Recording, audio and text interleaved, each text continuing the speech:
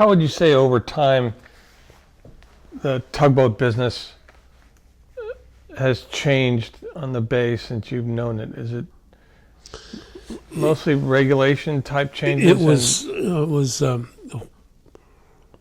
When I was in the inland pilots, for instance, except for Crowley, it was very much a mom and pop business.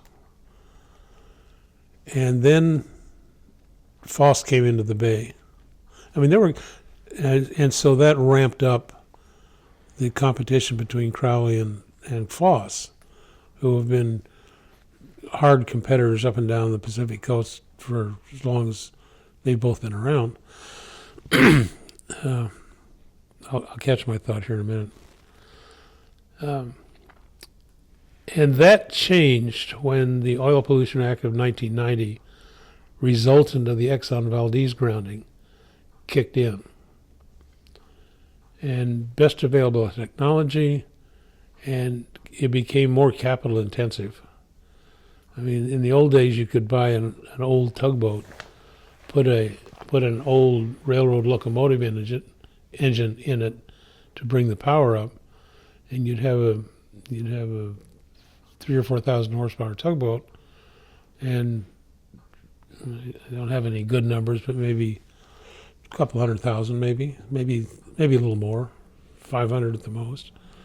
And now we're building boats for $13 million. So that's changed the nature of the commercial side of the business.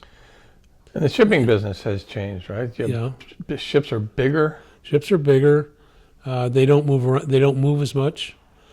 They used to say, in the old days, they used to say twice a day across the bay. A ship would come in and go to Pier 80, discharge a couple of 100 tons of cargo. The longshoreman would go off at 5 o'clock. The ship would sail for Oakland. They'd tie up at 7 o'clock. The longshoreman would come on board. They'd load or discharge another 1,000 tons. Then they'd run up to Stockton for some canned goods. Back to the Long Wharf for fuel. Back to Pier 60 for another load. So there was a lot of movement going on. And we also had a lot of parcel tankers, which were mid-sized tankers with many tanks, 15, 20 tanks.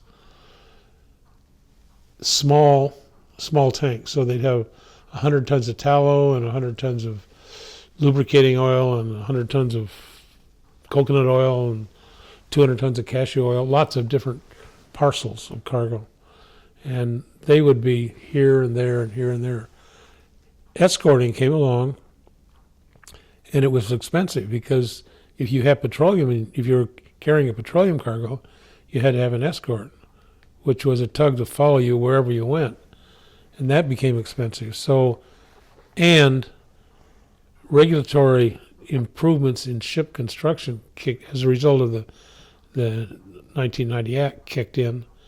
And so the ships got bigger, the little ones went away, there wasn't as much business for a tugboat.